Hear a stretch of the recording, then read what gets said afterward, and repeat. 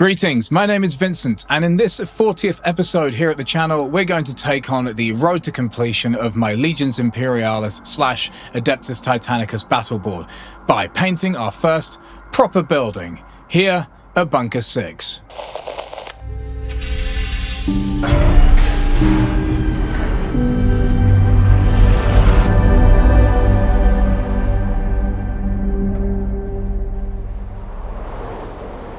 Due to the surface area that we have to cover and the actual details that are on the model, automotive primer is generally the best way to go as long as you're very good with your nozzle control. You want to avoid spits and drips as much as possible because you don't want those things transferring over to the model itself. But apart from that, if you can avoid those, you're good to go, and you're going to save yourself a lot of money not using any of your nice primers that you'd use on your nice fancy plastic models. And once we've got this model primed, we're going to be moving on to the pre-shading stage.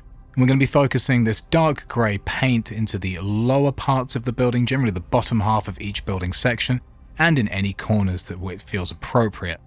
Of course, we're trying to imply that there's dirt and grime that's been accumulating over maybe hundreds of years in this particular setting.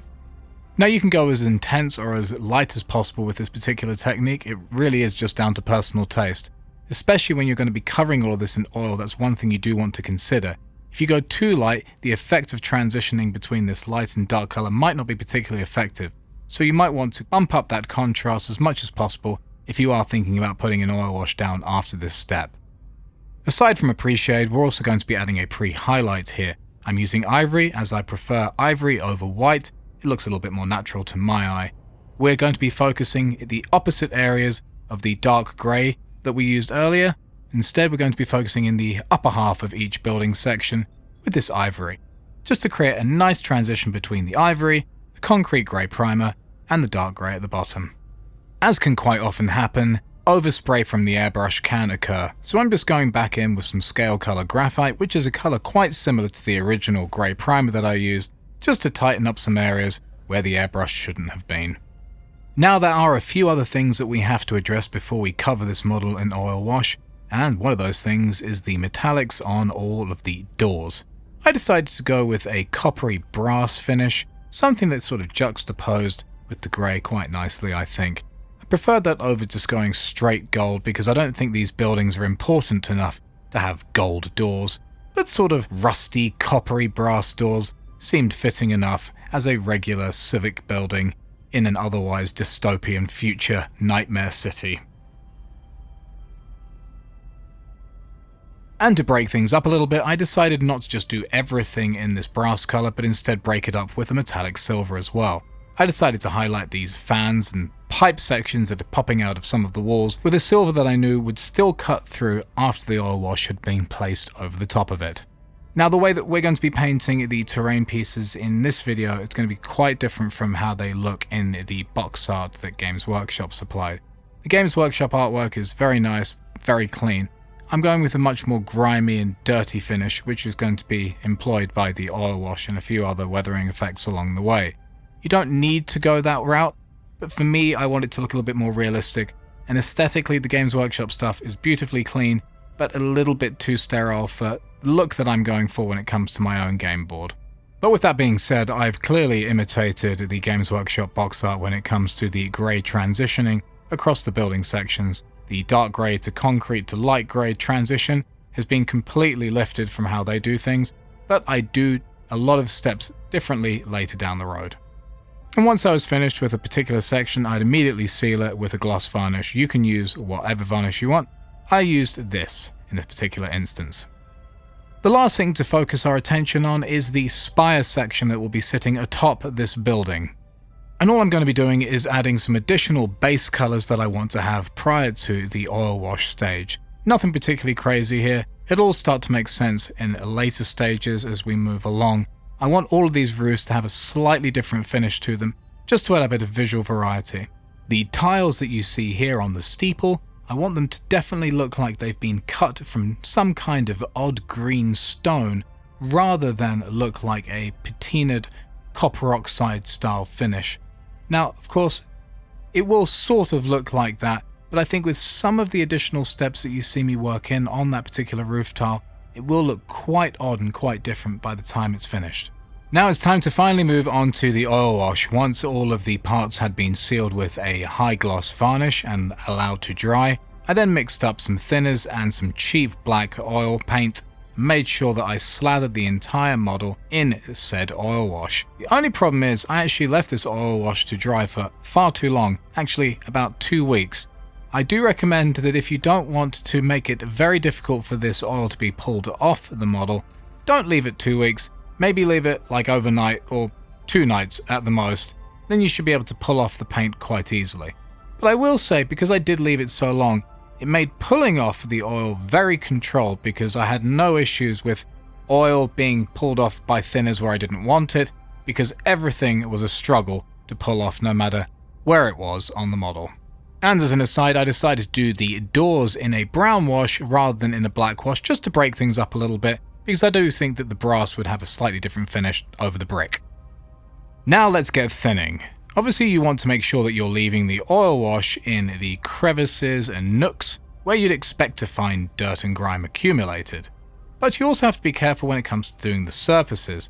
I didn't want to remove all the oil from the flat surfaces because there are some areas where I think having oil still sitting would look a lot more realistic than having it not there at all. It does depend on the type of tool you're using, and it definitely depends on how much pressure you're adding and where you are on the model. You could either have kitchen towel, makeup removers, Q-tips, or even paintbrushes to remove the oil washes.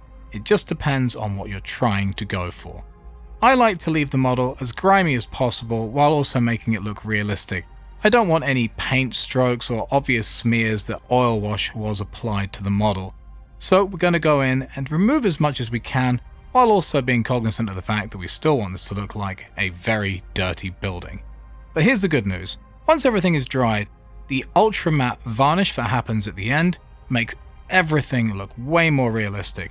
As soon as that shine is gone, everything pulls together much more nicely and has a much more natural finish to it. Once the ultra matte layers were dry, I then moved on to doing some light grey stippling over all of the building parts, just to add a little bit more visual interest, getting us away from the griminess and into a bit more of the chipping and chalky finish that stone and concrete can also have. Additionally, I went back in with ivory just to bring back some of those highlights that we established before the oil wash had happened, just to make the concrete pop in some very select places, mostly raised surfaces as you'd imagine, sharp corners, and the tops of the roofs.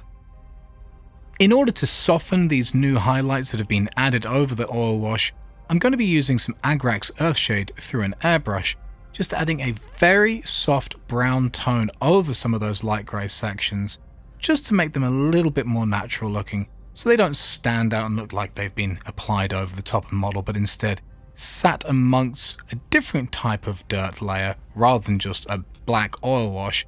This lighter Agrax Earthshade shade makes things seem a little bit dirty, but not fully grimy like we got with the oil shade. I think if I kept everything with just white, grey, and black, things would feel very monochromatic. So that's another reason why I like using this little brown technique, is because it adds a little bit more warmth and saturation to an otherwise quite cold looking surface like concrete. And due to the fact that it's a wash, this is very transparent. It's not going to be doing any opaque work. It's not going to be covering any of the greys or the blacks. It's just going to be creating a nice natural hue that sits over the concrete in selected places if used tastefully. Away from highlighting the concrete, we're now moving on to doing some highlighting on the metallic brass and copper sections. This is very simple. We're just picking out some high sections that would be naturally picking up light, using a very yellowy gold just to give some contrast to the orangey browny brassy copper type metallic that we used before the oil wash went down. And you can also see that the brown oil wash that's sitting in all the crevices on the doors are doing their job quite nicely. That brown complements the orangey copper tone of the base coat metallic that we used, and I'm very, very happy with this yellowy gold just sitting in some very select places on top.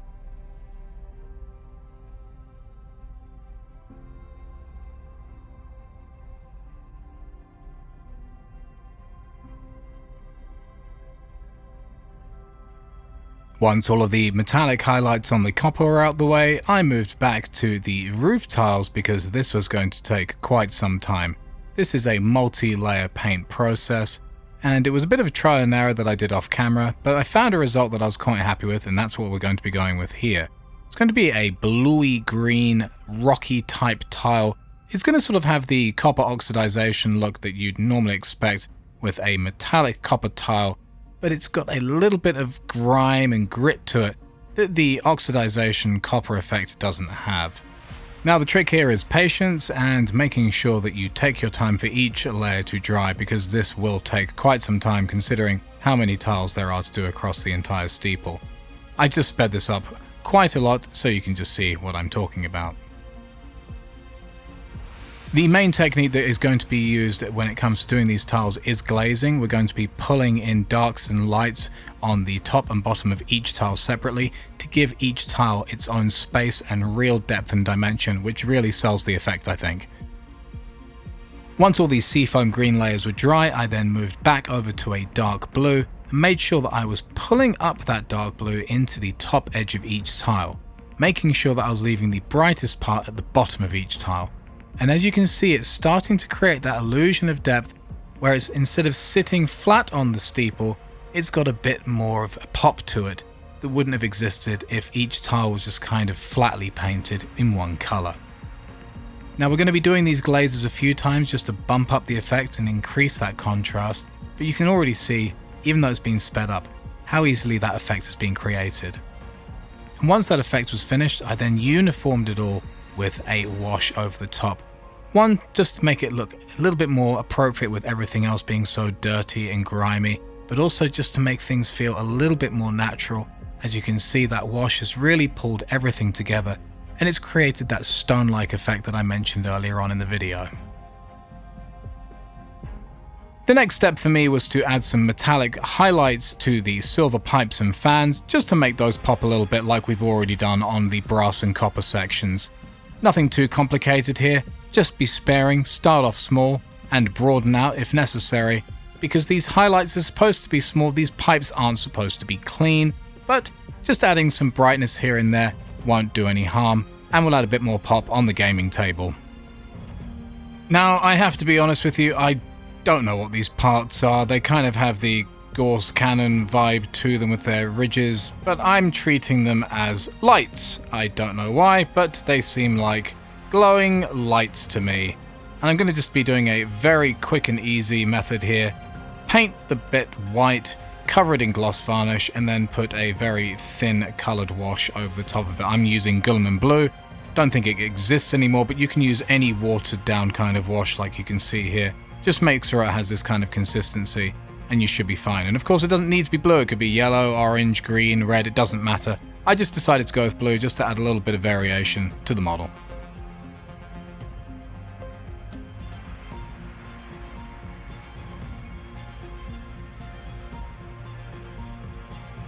And the last thing I felt like doing was adding some Agrex Earthshade weathering throughout the model in some areas that just felt necessary, like as you can see on these little drain outlets or vents or whatever they are. Just added some little bits of corrosion draining down off them. I also added some additional bits of Agrex Earthshade on the eaves on those little roofs that you see at the top of the building. And that's about it. We are ready for the presentation.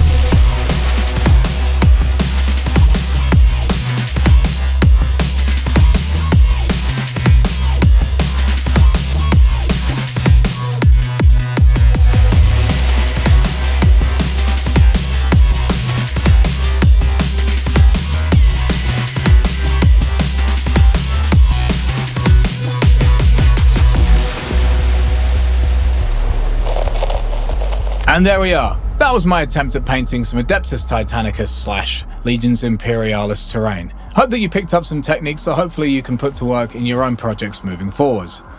As always, I'm Vincent, and until next time, I'm signing off from here at Bunker 6.